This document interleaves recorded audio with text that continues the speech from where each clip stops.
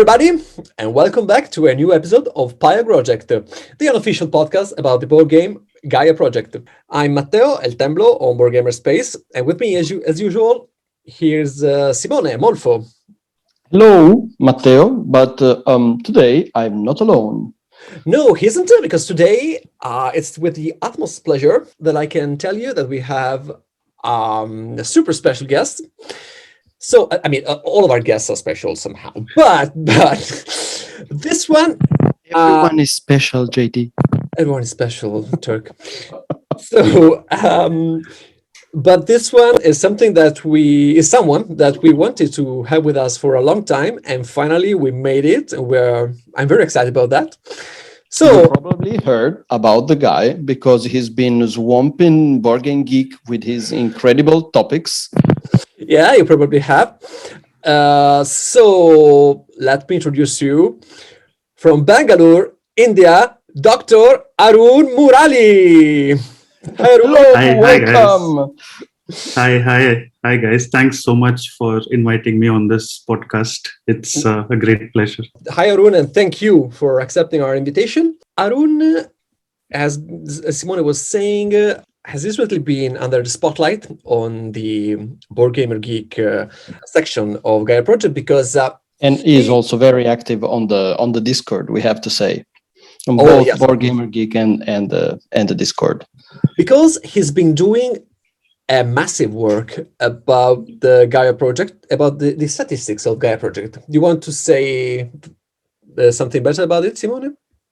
Yeah, no, I just want to say I'm really happy that we have Arun here today because a couple of months ago, I myself wanted to start something similar, like a very small work about the statistics that one can, extract from the platform, from Board Gamer Space. But unfortunately, I have a degree in humanitarian disciplines, and my computer skills and computational skills and anything related to statistics, I mean, I'm very limited from that point of view. And so when I heard that Arun was trying to do something similar, being an expert in the field as he has, I was just that, I'm out of here. And I let him do all the artwork and we just collect the results.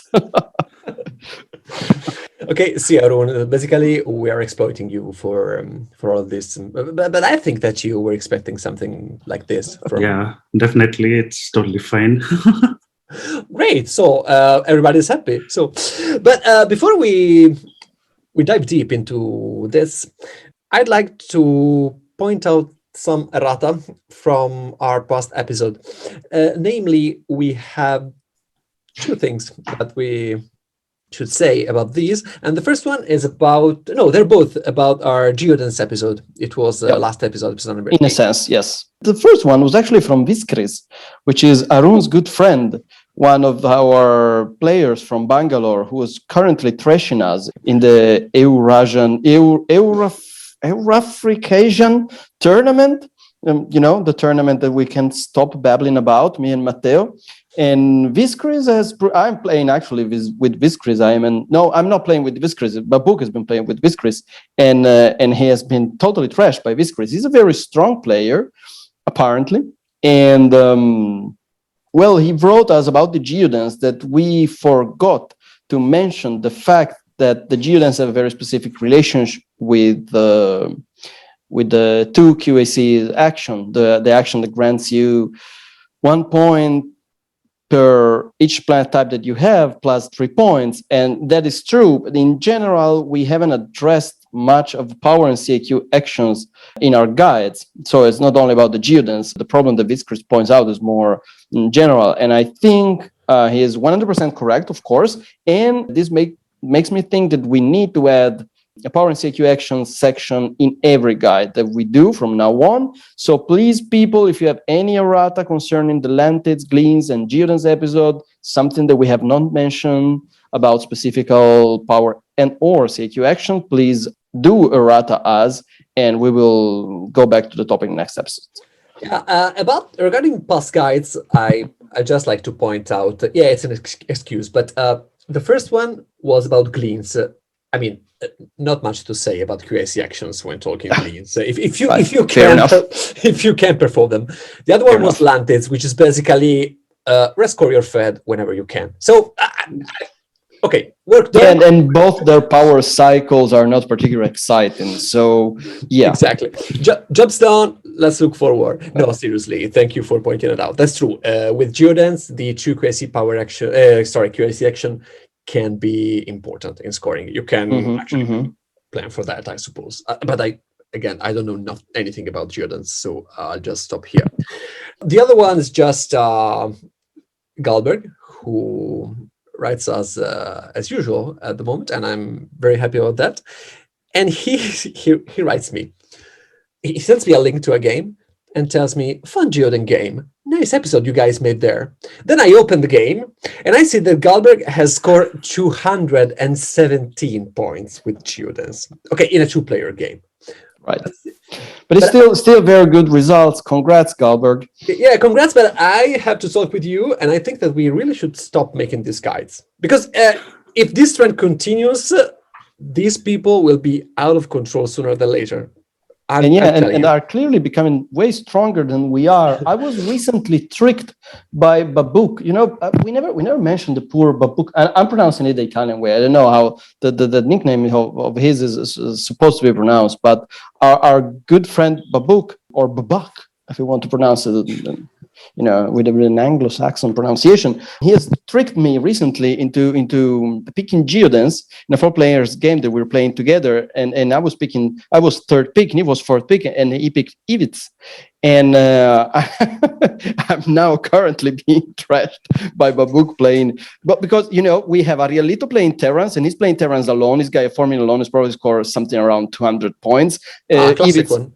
Classic. If it's, you know, they are playing their, you know, their usual game in which they get on the top of the track that they want, they take the tech that they want, and again they're basically playing alone, and so it's basically me against the Taclons, you know, trying to stab each other in the back for what little points we can scrounge. And so I'm headed towards a Geoden failure right after I published that guide, and that's really embarrassing, especially if you consider other people are performing much better with Geoden's than I am.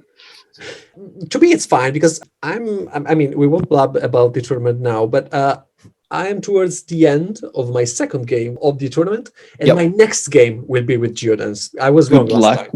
Good luck with that. This one is without Shalas. Yeah. So, but what about you, Arun? Are you good with Geoden's? Do you like them? Do you know something about them which is not that they wear full body suits and have cogs in their shoulders? Funny you asked me about Geoden's of all the factions. I think it's one of my least favorite factions in Gaia Project. Of course. I think I know what to do with them, but I just don't know how to do it well. And I end up scoring really badly.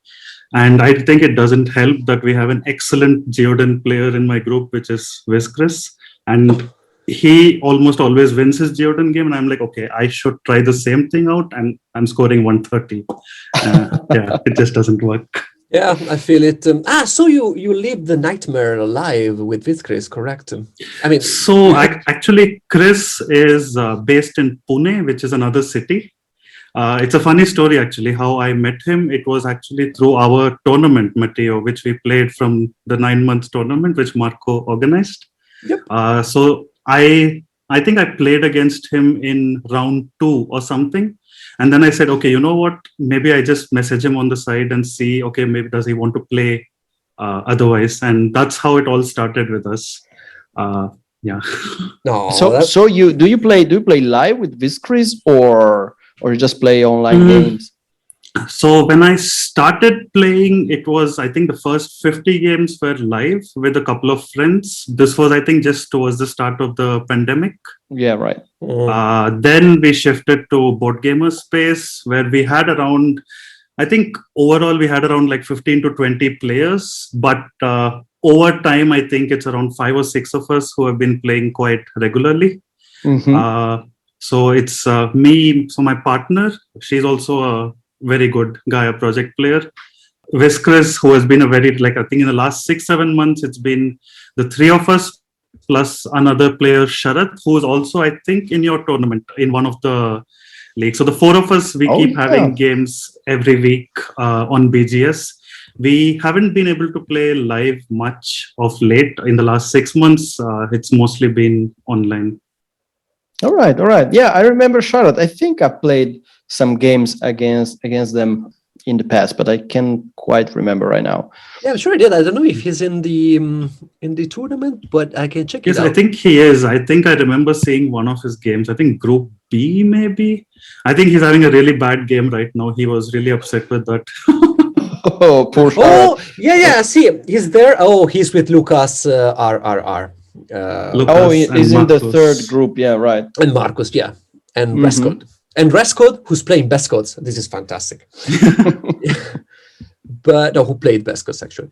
Yeah, I see. Well, good luck to Charlotte as well.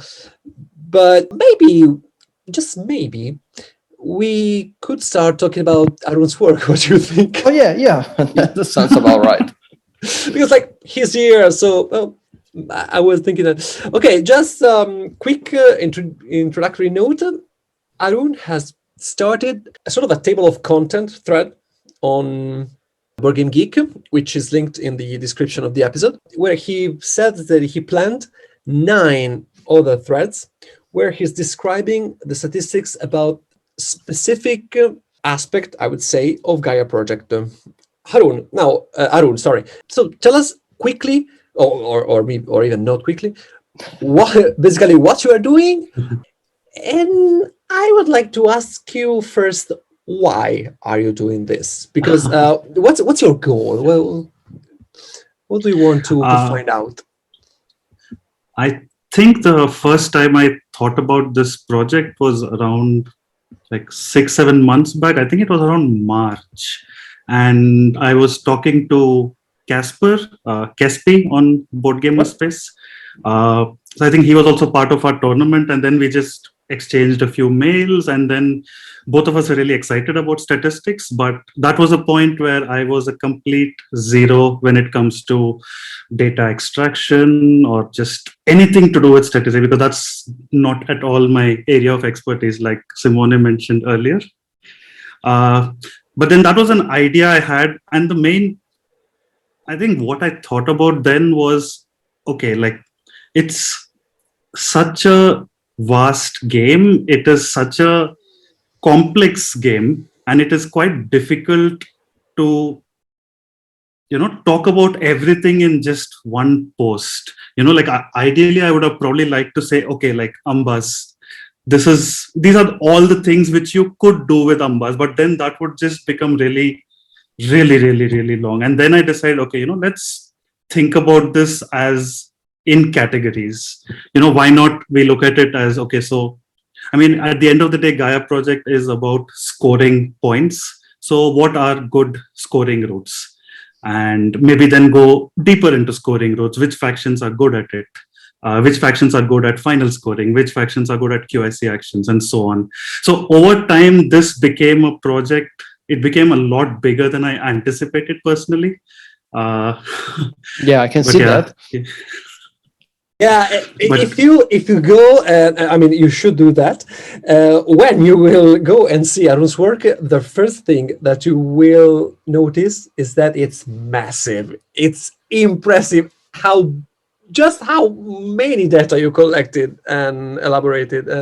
Oh, by the way, for this, I should specifically thank Gregor Zeitlinger, who is doing a lot of things for Board Gamer Space in terms of the interface, the UI, the stats tables. He has done a lot of great work, because I remember, I think it was around August or something, where I finally said, okay, you know what, I'm going to start this project.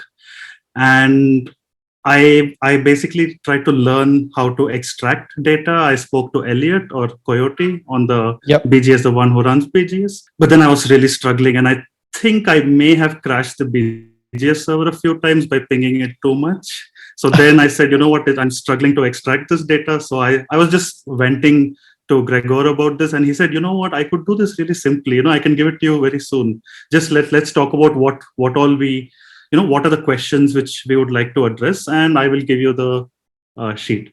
And I said, sure, that would be amazing. And yeah, so I think a big shout out to Gregor for his help. Because I think without him, this project would not be possible. Yeah, shout out to Gregor, shout out to Coyote, as usual, the guys that made it possible for us to play Gaia Project even during the pandemic. So they really deserve credit for that and for helping with the statistics. Okay, so Arun, what can one find if they open your thread? I mean, at what point are we of the project? What's to come? So the overall aim of the project was to sort of show what is being done across BGS. What are players doing? What are popular? What is not popular? What factions do players really like? And it was really simple questions that I started with. So I decided, the first thing that I wanted to start off with was the question which everyone always asks, which is, how strong are factions? Which is the strongest faction? And I thought, okay, you know what? Why not start with that? And then I could go into a different route. So when talking about faction strengths, I think it is very important that we have a really, can we call it a clean data set? Where, you look at really specific games, because what works for a new player might not be working for an experienced player. But then the other articles which I planned, I didn't really think about it as something specifically for experienced Gaia project players. But so let's say you have a rating of 0 to 100, where 0 is a new player who's just learning Gaia project, and 100 is an expert. I would say, let's say 80 and above are experts. So I wanted these posts to sort of help people get from 0 to 80 faster. Because I think the learning curve in this game is immense. I mean, after 50 games, I don't think I knew anything about this game. After 100 games, I thought I knew something, but I still didn't know things. And even now, I mean, I think I'm around 300 games in now, and I still keep discovering new things every game. So my point, the main aim of all these pieces was to help players get from 0 to 70 faster, because once you're at 70, once you're at a high level, you're going to think about alternate strategies. You're going to think about things which people don't talk about, and that in a way will help the community progress in terms of what we understand about this game. So I said, okay, this sounds like something which I'd really like to do. Yeah, I agree, and I agree that the learning curve is huge. But when you reach a certain point, certain experience level, let's call it, then you learn faster because you see other people playing, maybe even better players than you are, and you understand. But at that point, you understand why they win games. You understand their strategies, and you are able to implement them in your own games. But you need to have a base of knowledge for that to work. And also, the more experienced players are around, the merrier, I'd say, because games get more interesting. Absolutely. I think it's when Matteo touched upon people getting really strong by listening to all the faction guides. I think this project also essentially aims for the same thing, where everyone can get to that level, and it's scary, but I think it would be great for the game. Well, I think that it's part of the game, and with the game, I don't mean Gaia Project. I mean everything. That there will always be 20% of people which are just better players. The point is that if you push the average level above, things will just become more and more interesting, and even the best players will always have something to learn from the others. Yeah, true.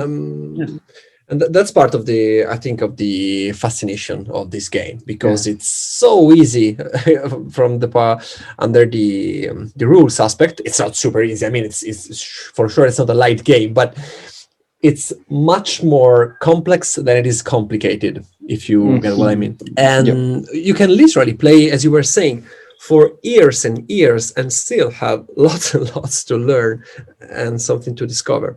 Yeah, and me and Matteo speak for personal experience about this. You betcha.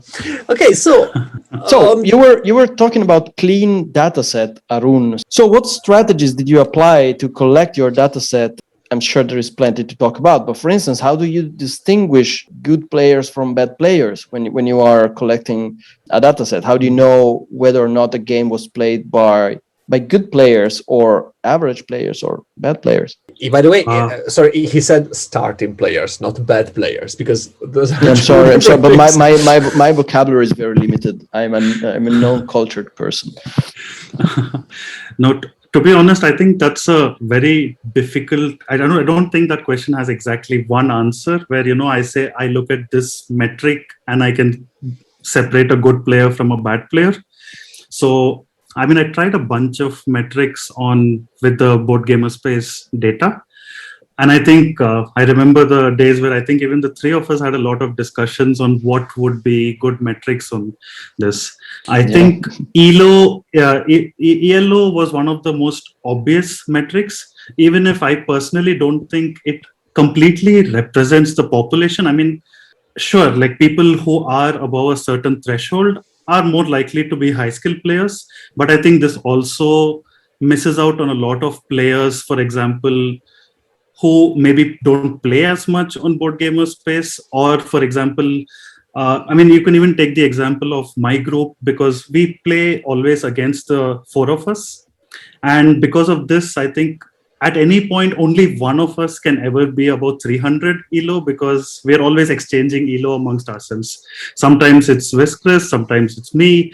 So I think elo is not 100% the best metric, but I think in the context of this data, that seemed one of the most obvious metrics to consider. The second metric which I would think of would be something like a minimum score. Because I think this Simone and I have had lots of discussions on this. Yeah, we had. With expert players would usually not score below 120 or 130. And I think this is mostly true. Even if you have a really bad game, you will score below 120 as an expert player. But I think something like 120 or 130 seems to be a good filter to look at high skill games. And once you maybe combine an elo filter with a score filter, then maybe you get a bit like a slightly stronger data set or a cleaner data set. Yeah, agreed, 100%. We had endless discussion about this, but so elo can be a good parameter, but it has its problems. So the fact that you were saying that people who usually play one against the other, they tend to gain and lose elo without really progressing, even if they're really strong players, because they're always playing against really strong players. And also the fact that at this point, elo still has very huge fluctuations, because the system was introduced after all not so long ago. And so we have cases of players with 20 or 30 games which are ranked among the top 10 players on Board Gamers space, but I'd say that there's no really representative. elo becomes to be more interesting when a player gets around 100 games, but 20 games, that's not really saying much. That must just be you had a lucky series of victory. So yeah, elo has its advantages, but also its problems. And I agree because I kept repeating that. So basically, I agree with myself here. But I think that a minimum score filter is necessary, because if somebody scores less than 120, then probably something went dramatically wrong in that game, and somebody else got the chance to take advantage of that of that bad play and score a lot of points that otherwise they wouldn't have gotten. So yeah. Right.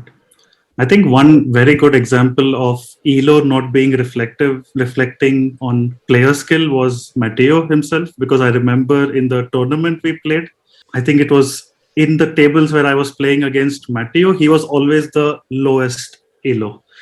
but this didn't really mean anything because he ended up winning the tournament. Yeah.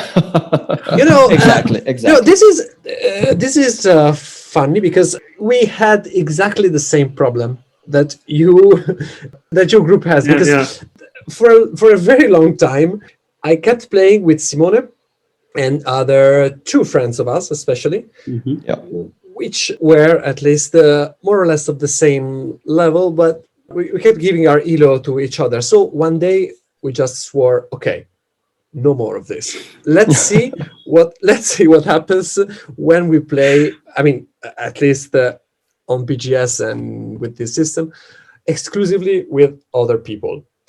A few days ago, Simone became first in general rankings. Yeah, I'm not first anymore because I had two very, very bad Ambas games and I lost some, I don't know, 1,000 gazillion elo points. So, but yeah, like a couple of weeks ago, I was first, among the first, everyday changes. But yeah, the moment I stopped doing that, though, my elo skyrocketed.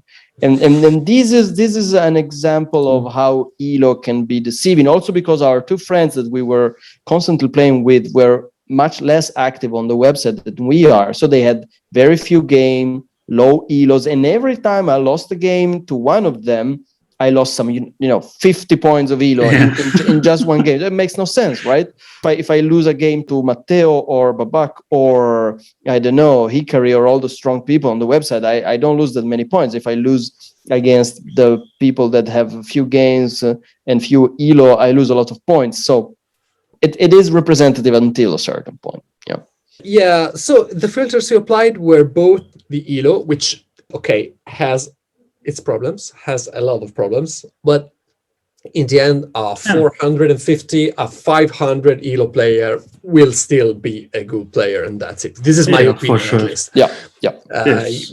The other filter was that of the points in order to avoid very, very bad games, even for experienced players. And I think that's a neat idea as well, because even an inexperienced player, as we were saying before, can still experiment in his or her games. So you also talked specifically about openings, about the Planetary Institute and Academy openings. We'll go to that in a minute.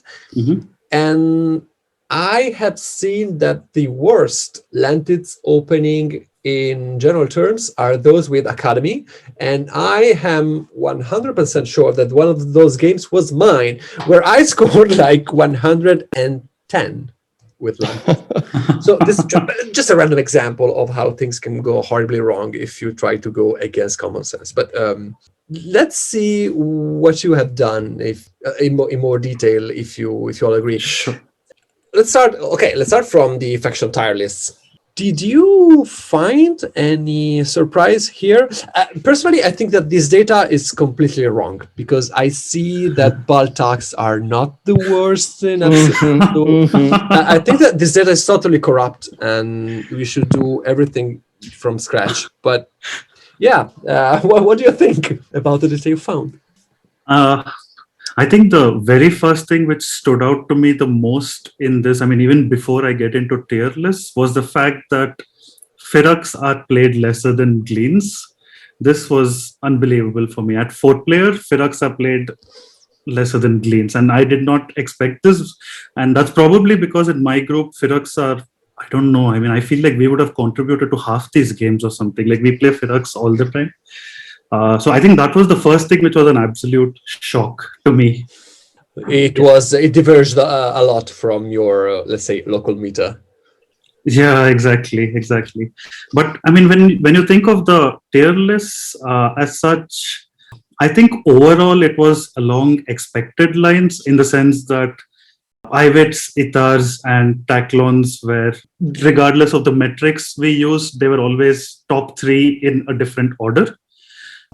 Something which was very interesting was, for example, with Taclons, they play really well, but they're not the best when you're starting off as a new player, probably because you still haven't figured out the brainstone rotation and how important this is. And around 200 to 300 elo, like that in that range, they were a monster. They were too good. So this seemed like a bracket where people really knew how to play them well, but they weren't very clear on how to control them. And then you saw the high skill bracket where suddenly Taclon go lower. And this makes sense because I think once people see the strength of the Taclons, they really make sure they can restrict them early on. So this was something which really stood out to me for a faction, which was because I think personally in our groups, we have struggled a lot with Taclons because we just refuse to give charge. I mean, of course, you can always try to barge in and try to get in on the charge action. But I think, that seems to be quite a big factor in high skill games, at least. I see. Looking at your results here, the thing that actually hit me the most was not this or that faction, but the fact that between the first position, let's say the best position, and the last one, so the worst faction, actually there isn't that much of a distance, because that's true. I see that the large difference is if you consider games, I think, in 4 players and with a minimum score of 120. I'm just looking at the above 300 of Elo Bracket. And here, the best faction turns out to be Neblas, which is a bit of a surprise on its own, but not so much to me. And the worst is Gleans. But the difference between the two is that on average, Neblas rank 2.29, meaning that they basically, on average, are second.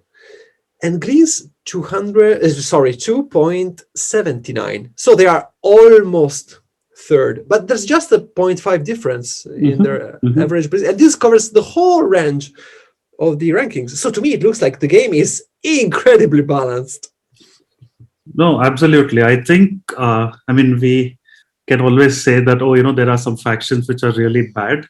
But then what the data tells us is that it's not as bad as we think they are, because like you said, if you just see the greater than 300 Elo, so between IWITs at 2.3 and Gleans at 2.7, or if let's say even if you take the score, it is still a 0.5 delta, which is honestly not a lot. I think the problem really comes because some of these factions which are lower in the list, like Bescords and Gleans, they are a bit more niche. Maybe they need very particular setups. When you're not an experienced player, it's probably easier to fall into certain traps with these factions than it is, say, with IWITs or Taclons. And I think that also contributes to their really bad impression in the community. Like, Gleans is really not a favored faction amongst people. So, yeah. No, I see. But to me, it looks like, regardless of the Elo bracket that you consider, the difference is not that huge in general. I recommend everyone to go and see Arun's fantastic charts with these the awesome blue hues. They're very nice to look at. Congratulations. The best ranking in general is Taclons, between, as you were saying before, 200 and 250 Elo, which rank on average 2.15. So you can expect to be at worst second in a 4-player game, which is incredible. But even if you consider the whole chart, the worst result is 2.84 with Hadshalas. That's surprising. Poor Hadshalas. I like them. But oh well. I actually don't know why it is specifically Hadshalas, but I have a feeling it is because newer players would probably try to build their planetary institute early on. Because I know that I have done this in the past, my friends have done this in the past, and we have all had almost always terrible games when we do this. So maybe that's why. I don't know though, I haven't actually checked, but yeah, this could be a reason. Yeah, that's surely one of the reasons that I've seen too many early PI openings by Hadshalas. But in general, I have to concur with the statistics that the Hadshalas are not one of the strongest faction in Gaia Project, in a sense that they have the problem that all their strategy basically revolves around QAC actions. I mean, they have a little better economy than the other factions, but mostly they're powerful tool that they have at their disposal is turning credits into KIC's action, and when that is not enough, then they are not enough, and they lose games. No, anyway, I just missed another chart. Sorry, no, actually worse than Hadshala's perform in this order. Lantis, Pescots, and Cleans. So all are restored. No worries. Everything is fine. Calm down. Yeah, but I mean, Green lights. they're all pretty much in that same bottom tier. These faction, but I agree with Arun that largely depends on the fact that several factions are niche faction, not in the sense that they are, there are a few players playing them, but in the sense that we keep repeating these in the guides that we have been doing so far, that you need very specific setups for these factions to work, and if you pick them in the wrong setup, then it's going to be a disaster. While Ambas, Taklons, Eaters, and weirdly Evids are much more adaptable. That means that they can win many more games. Yeah, sure. Oh, by the way, regarding our guides, Arun was telling us before that he willingly does not listen to any of them for a very interesting reason. Not any of them, actually. It was only the faction-specific ones. Yeah, no, the faction guides. And you do that because? I mean, I didn't. So because I was doing the stats project as well, I didn't want to be biased, because I think there are some openings which are quite strong, and I basically wanted to show everything as it is, like let people work out what is strong, what is weak, because I felt that if I heard, let's say, a Geoden guide and you spoke about certain things, I would look for those in my data, and it would maybe like some kind of a confirmation bias, which I wanted to avoid, because all the other episodes, like your tournament episode and even the first few map episodes, all of those I was like listening to almost immediately. And I said, okay, as long as I'm doing this stats project, I should just wait before I listen to the action specific podcasts. Ladies and gentlemen, this is how unbiased scientific work is done. This is unbelievable. All right, okay. Let's move on. What is our next chart, our next topic? By the way, one more very interesting thing which I noticed, which you can see across ELO brackets, is that Ambas are really strong in the hands of newer players, but it gets progressively weaker as players, I think, know how to handle them. And again, I mean, this makes sense to me personally, because I remember in our first games, Ambas was so popular. It was always there.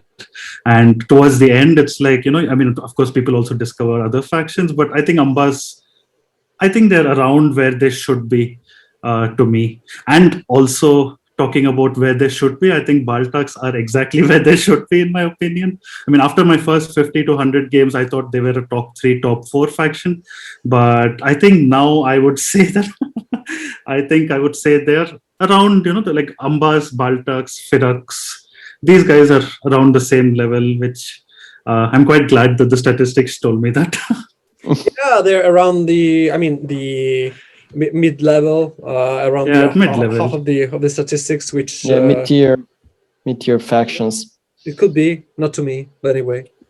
I disagree with the statistics. It's not that I disagree with the statistic. To be honest, I think the reason that Baltacs managed to remain in the mid-level tier instead of plummeting down to the bottom tier, along with the Bescods and Hatshalas and Geoden's, is because they have an easy way to Gaia forming that other factions lack.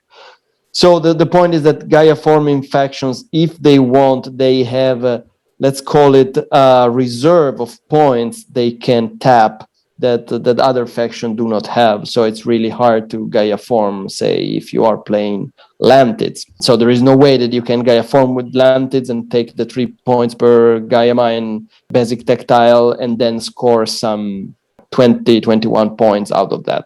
While Baltacs, worst case scenario, Baltacs can always resort to that strategy. Other factions cannot. And this is a general, I think, truth about the game Gaia Project, is that Gaia forming faction have one specific basic tactile dedicated only to them that they can resort to as a last resort. I see. Okay, but talking about getting points, your next the next bullet point in Arun's topics is where does a faction get its points from? And which point scoring routes are dominated by which faction? This is impressive. Are there some specific highlights you would like to tell us, Arun? Something that you discovered that hit you more than anything else?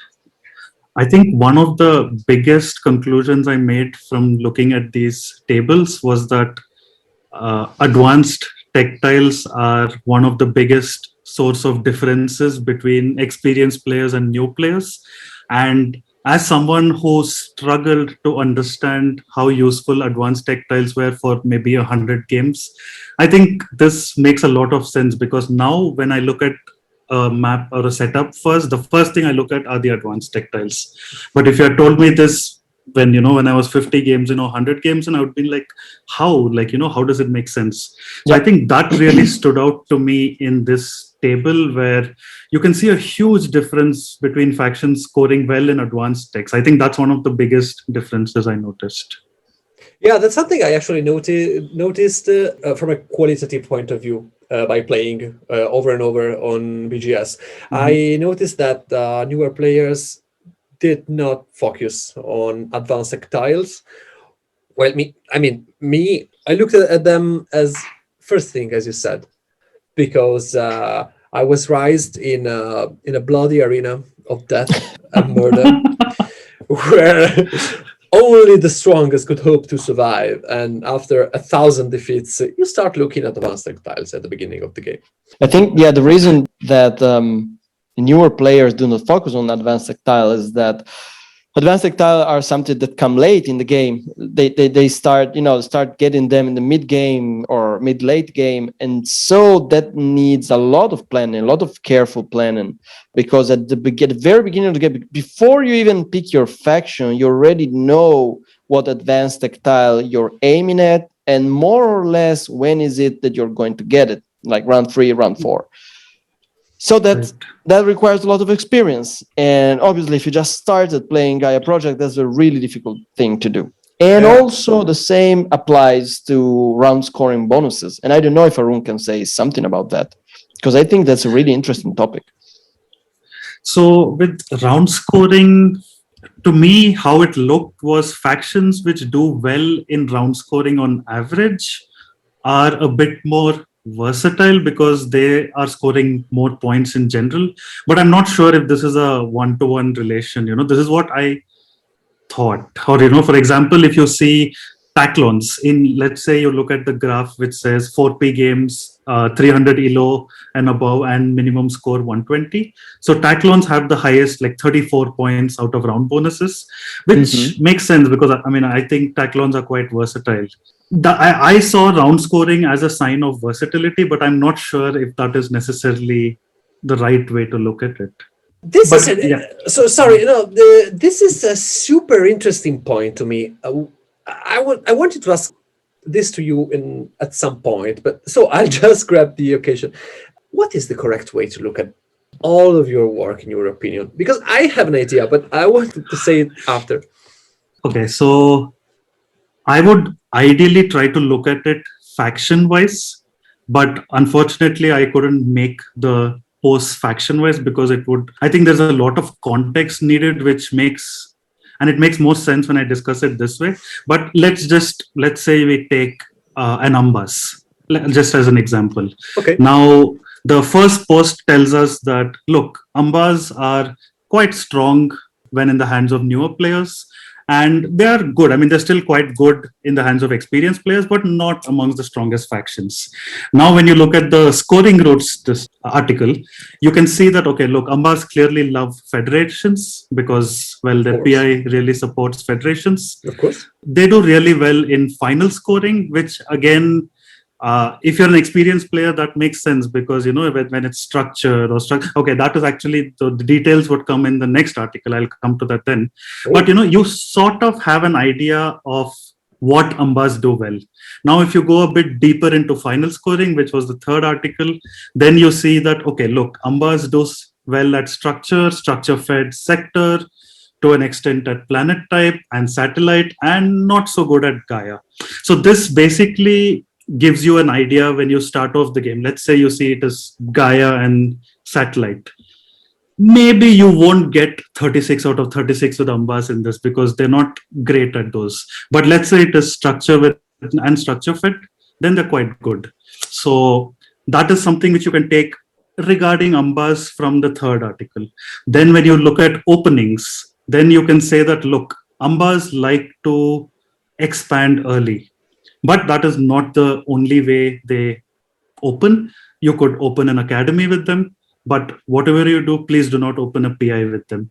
So how this works is from each article, you kind of take these snippets and sort of build a bigger picture of, what sort of works for the faction. Because I'm not going, like, there are very few black and white issues in Gaia Project where, you can say that this is definitely not going to work. Like the Baltax PI, for example. I think that is the biggest example of a black and white situation in Gaia Project. But most of it, maybe 90% of Gaia Project, it's not very black and white. So then, I think it makes more sense to give a overall picture where you say, okay, you know what? These are the things they do well.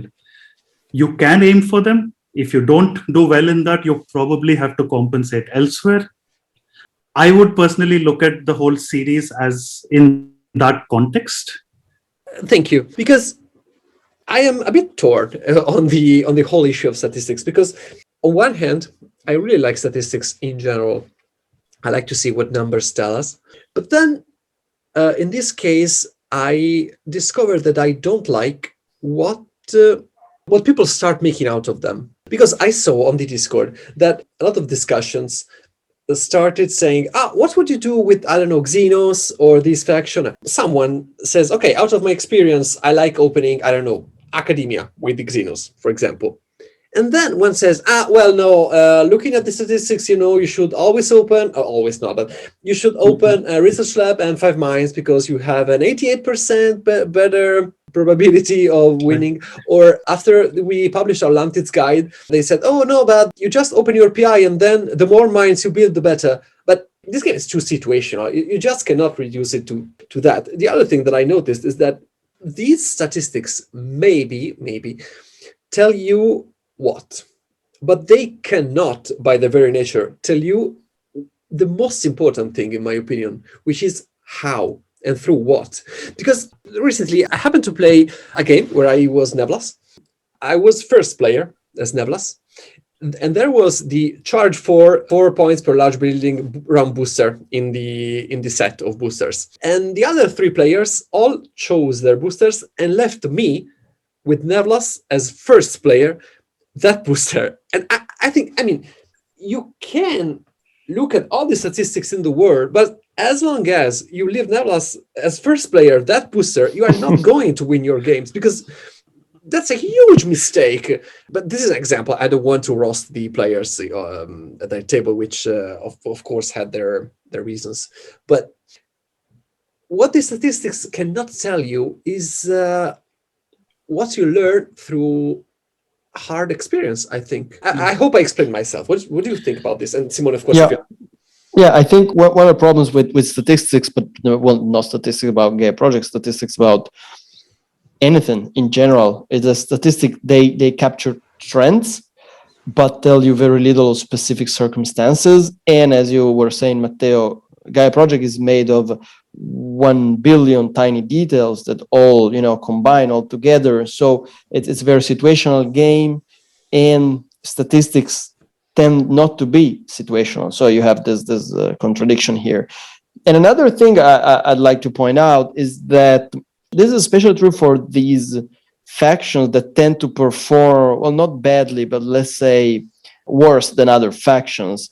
We keep looking at statistics that are based on games in which apparently these factions do not perform very well. We have more examples of bad Lantids game than good Lantids game, and bad Bescots game than good Lantids game. And the case I was making last time in the GEODEN'S episode, we have plenty of examples of very bad GEODEN'S game. And so I'm not sure that looking at statistics based on a lot of very bad GEODEN'S games necessarily tell us something about the best way to play GEODEN'S. I mean, yes, they can, but you have to look at data in a certain way. That's always the problem with data, no matter what you're working on, I guess. No, I completely agree with what both of you say. I think it's also important not to make conclusions about this is the strongest or this is the second strongest in when it comes to statistics, which maybe that was fine when we spoke about the faction tiers, but that was also fine because the data was really clean. Whereas here, I think the best conclusions we can make are that this is what is being done. I'm not telling, for example, let's say with popular openings, I would never want to say that, look, with Lanterns, you have to do PI plus 5 mines because that has a great average score. Because I mean, like you said, that is extremely situational. Maybe in one game, you would do the academy start and it would work just as well. You would score 170. Maybe. So I think these statistics need to be seen as something which is just there to, tell you what are the possible things which people are doing. And again, like, I think if you are a newer player, it sort of gives you a better idea of what can you do with these factions. Because I remember as a newer player, when I was looking at the strategy threads, I didn't even understand what RL plus TS plus 2M was. It took me a while to really understand these things. So, I think when you're a newer player, that is what you should be looking at. And when you're an experienced player, you're probably going to be looking at, okay, like for example, look at the RL plus RL, like the research lab starts with Lanterns. It doesn't really show a good data. But this could just be because people did not really combine it well with maybe the text. It could be due to a lot of reasons. Maybe a year from now, people would try out a lot of these research lab starts, and then we find out that, okay, you know what, this is actually better. I think there was a similar situation in Terra Mystica, where a faction, I think it was Alchemists, where people were playing them a certain way for a long time, and it took many years before people realized that, oh, you know what, this is a better way to play them. So, I mean, I think these stats are just a starting point for us to figure out what is important. Because if you, like, personally, I would never say that this is the most important opening or this is what you should aim for. I think it really depends on a game to game basis. And especially when you are an experienced player, I think you can make certain tricky things work easier than newer players, because you sort of have an idea of how to handle your economy. Like, let's say, for example, the 2 RL starts. So these versus academy starts, for me, it was very difficult for a long time to understand why this would be really done with only a few factions. But then the more I thought about it, I said, okay, it makes sense. Like with Taclons, you could do 2 RL and then open an AC academy in the next round. But how many other factions can you do this? How many other factions can you open 2 RLs in the first round and build the academy the very next round? It's not that easy. So I don't know. I think a lot of these are very situational. And if anything, we should look at these as, okay, you know what? These are potential openings. Can I make it work? Or, is there something which is going under the radar?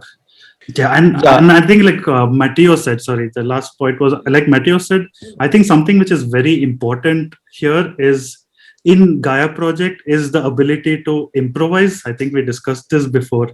Like you might plan a lot of things. You might say, you know what, I want to do these many mines in round 1, but then someone cuts you off and all your plans are screwed. So how do you deal with it? I think one of the biggest hallmarks of an experienced player is knowing how to deal with setbacks like this.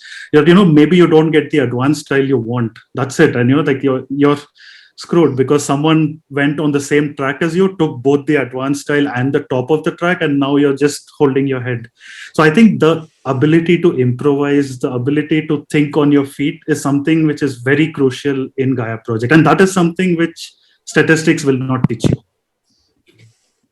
I see. Yeah, indeed. And also, I was thinking that your threads about the openings, the so-called popular openings, on one hand, are interesting, of course, because looking at those, we saw that Ambas actually could perform way better without research labs on round one and opening as many mines as possible. This is something that I think, Simone, we already performed often. Not opening research labs, but instead opening trade stations with Ambas. I don't know. But then there are other aspects which actually hit me in a different way, let's say. The thing is that the average scores are in general quite low. They're average. So these data include both great games and terrible games, I think. Absolutely. So I agree. I mean, with what Arun was saying before, and what basically stems out of what you were saying, Matteo, that these statistics are more useful in that, not because they tell you, I mean, we already know that if you can open an academy and in a mine around one with tacklons and, I don't know, get to the top of economy track or something, you will probably have a decent game. I don't need statistics to tell me that. But these statistics sometimes point out certain things that have been up until now under the radars, as Arun said. And this is really interesting. This is why, you look at something, you say, oh, some people, very few people managed to pull this off and had a very great game. And so why is that? Why did that? How did they do that? And why did they perform so well? And this is where you can really learn. You as an experienced player, I mean, of course, different players look at the statistics and learn different things, right? Like newer players, they can just take advantage of the statistics, full stop. But experienced players can take advantage of these statistics if they look at uncommon paths to victory or stuff like that. I wanted to point out another thing. I think that in general, but from my experience of the talking about Gaia Project through the years, the openings meant as what you have on the board at the end of round one are at least a bit overrated. Because I think it could cut out the discussion about what you are going to do around, say, round 1 and 2, about the evolution of the game.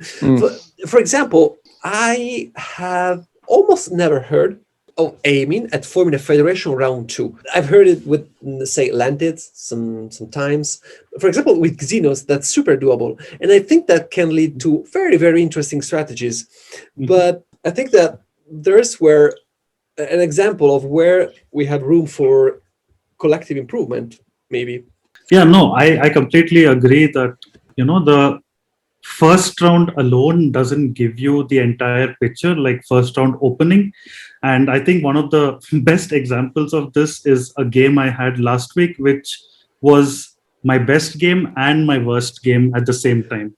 Because I was playing Xenos and the map was great, and I had like 6 mines and an RL at the end of the first round, an academy in the second round, another mine. I mean, I had everything going for me. But in the last round, I made one mistake where I formed a wrong federation. Oh. And because of this, I was one federation short at the end, and I just had the building standing there. So what was a 190, 200 Xenos game where I was so comfortably winning became a game where I finished last with 161 points. The winner had 165, second place was 64, third place was 62. And I am just holding my head thinking, you know what? I made the best opening which I could think of in the situation. I've done everything perfectly, but one mistake at the end, and everything is gone. So I think you cannot say that, okay, if I do this opening, I'm going to have a great game. Definitely not. But also one more thing which I think should be discussed when discussing about openings is also the kind of tracks people like to pair it with, because I think this is also something which decides what kind of a game you might have. Because maybe if you go up navigation, you're going to expand fast. If you go up economy, you're building up a bit. So that is actually one of my future posts where I was thinking of taking a snapshot after round 2 to see where are factions on the tech track, like what percentage, let's say an Ambas, what percentage of Ambas end round 2 at NAV2, what percentage of Ambas Yep. are going up eco.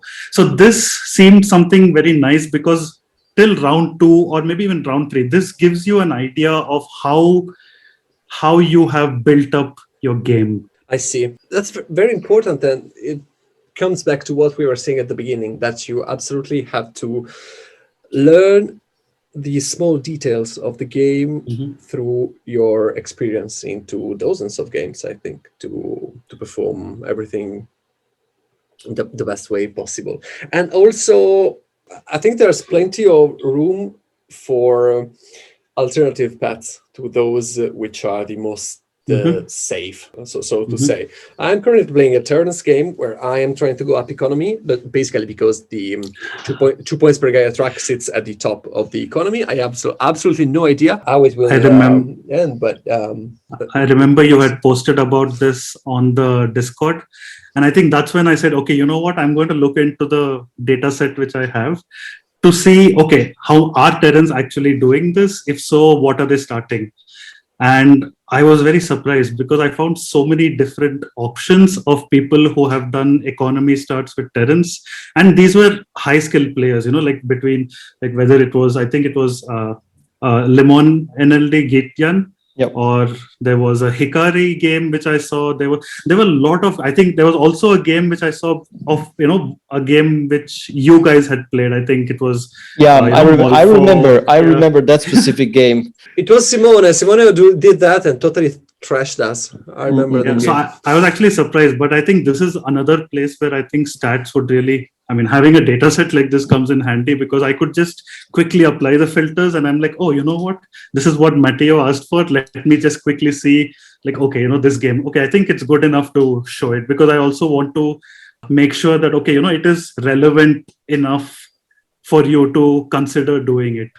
But I was honestly surprised, Academy starts, PI starts, RL starts, up economy, all of them working, and I think this is one of the best things of the data set, that Indeed. you can you're going for something unusual, and you want to see if that happened before, and how and who did that, and how did they do that, and how it all turned out. And so you can just in the blink of an eye, you go there, you check. So this is what we should do. These more going on in the future. No, by the way, I just remembered, if anyone would like access to the data set, I think both Gregor and I are happy to share it. We've already shared it with a bunch of folks who said, oh, you know what, we want to just look at it and, figure out things for ourselves. And, that's completely fine. So if anyone wants access to this, I'm very happy to share it. And it's a bit complicated, because it's a huge data set, and it's like multiple sheets which I've combined, then I've split into smaller sheets. But once I give you the parent sheets, I'm comfortable giving it to you, anyone who's listening, or even you guys.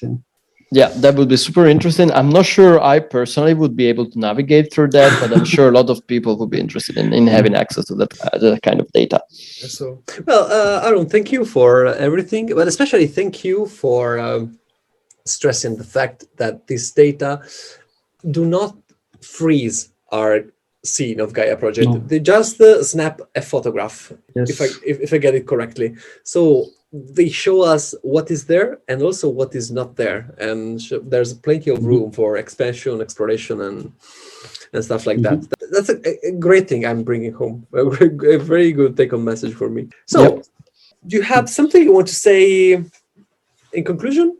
Yeah, anything more that you wanted to touch upon that we weren't able to address in this episode?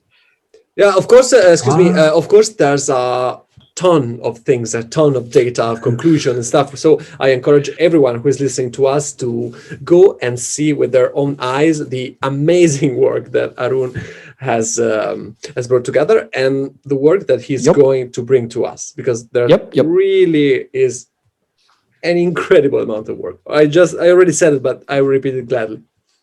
Thank you.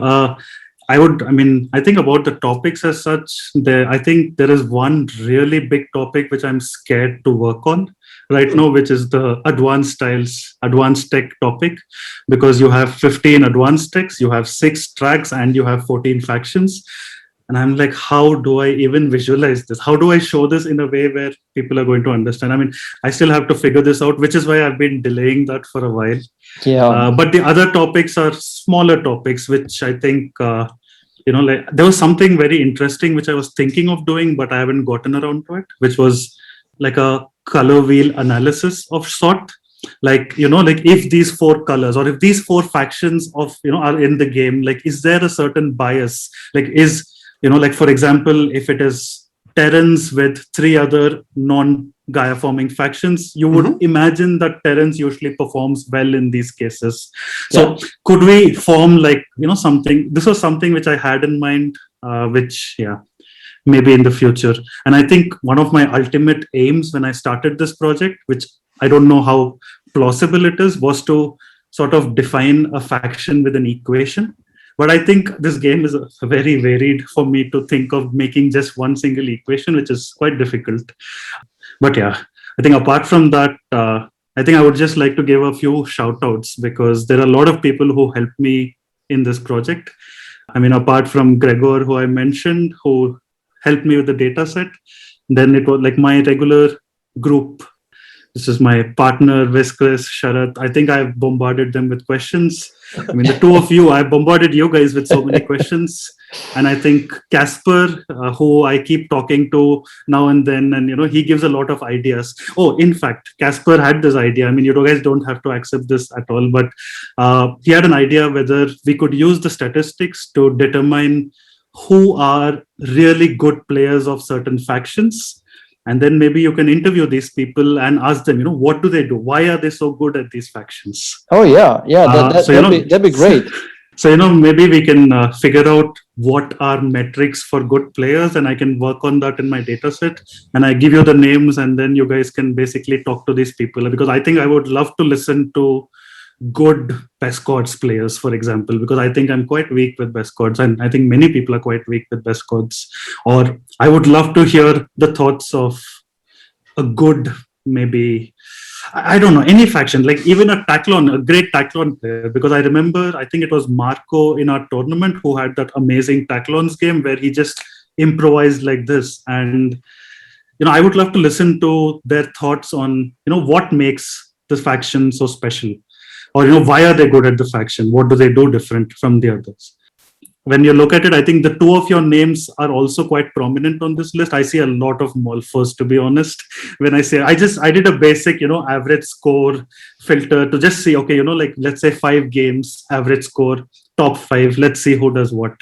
And I mean, I see a lot of Molfos, I see some El Templos, I see Roadrunners, I see Babuks, I see Hikaris, the Yellow, and lots of names, so I think we can find something for you guys to think about.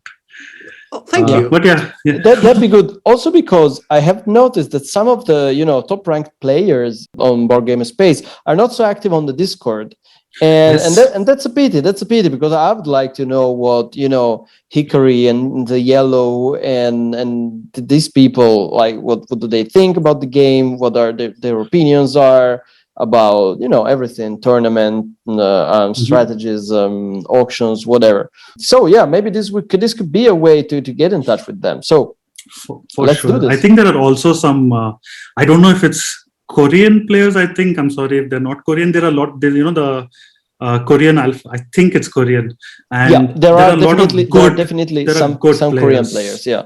And there are quite good players. I think there was one who I randomly saw a game where they scored 225 with best chords, and I'm like, wow, that's insane. What the hell? But so. Yeah, but I hate to say that, but Simon is also very good with best chords, and he often scores stuff. Points like those. I think I am a good best chords player, and I still lose more games than I win with best chords, which doesn't really speaks in their favor, but whatever. So, just maybe off topic, but just looking at best chords players who have played a certain number of games, where I sorted it by average score, I see just 3 names above 160 average score. The first one is Limon NLD, which is Yep. Gekian. Oh, Heftian. Then there is, yes, so he's first. Second is Molfo. And third is third is a player called Gunsung, Gunsung. It's irrelevant, but yeah, I just found it interesting No. that yeah. All right. Thank you. Okay, so thanks again. Since we are here, I have to announce you something that we missed last episode, actually, is that I'm afraid, Arun, that you will have a lot of more variables in the coming future, because almost a month ago, an expansion for Gaia Project was announced by Helge Ostertag, one of the 2 authors of the game on Board Game Geek. And this expansion, he says, will be published in 2023, so in 2 years from now. We still don't have, no, we already have, a temporary name, which is Portals.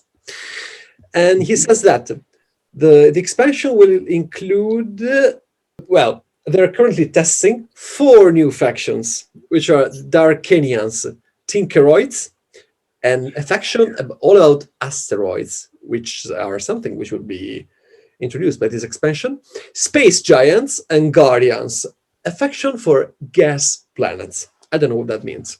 So the expansion will add small pieces of the map. He calls them edge sectors. There will be 5 new round boosters, 6 new advanced decks for your joy, 3 types of portal technologies, the so-called artifacts, 3 new final scorings, and a portal board with new action spaces. So a lot of stuff to come. Yeah, this is completely going to, revolutionize. I don't even know if that's a verb. Well, to change the way we understand Gaia Project. So yeah, it will change. Yeah, a lot. Can wait for that.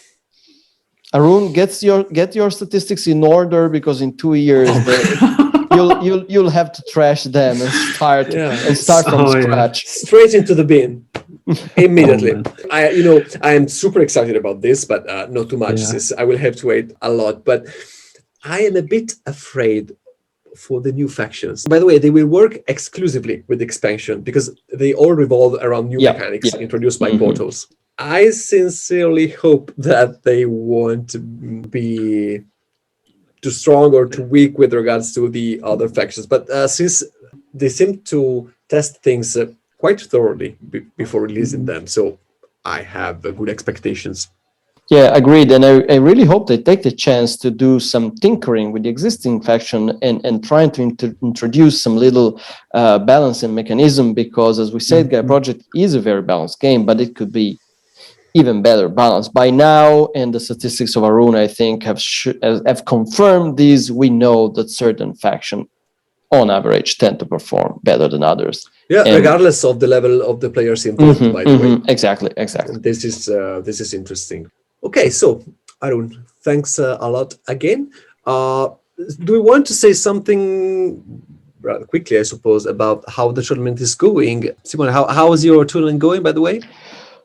All right. Well, I'd say my tournament is going as well as it could be, because after my first spectacular Eaters game, but I take no credit for that, because I was just an eater and a happy eater left alone Gaia forming, and I easily scored 200 points with a very strong advanced tactile on top of the Gaia forming track, and I was just talking about advanced technology tiles. Exactly. So I had no competition basically throughout all game, and so my game was great, but couldn't have been any other way. And then I kind of painfully made it through my Lantids game. I was forced to play Lantids in this terrible Lantids setup, and I ended up scoring 149, which is basically the same. Carioca played Lantids before me, he scored 150. So I think this really means that it is impossible to score more than that in this scenario. And it was a very unusual, a typical Lantids game. I tried the Academy opening to get on top of the science track as soon as I could, to get 2 points per advanced tactile, and in the end turned out to be, an average game. But that could have been a disaster. That could have been a total landed tragedy, and it wasn't. I'd say I managed to, to limit the damage.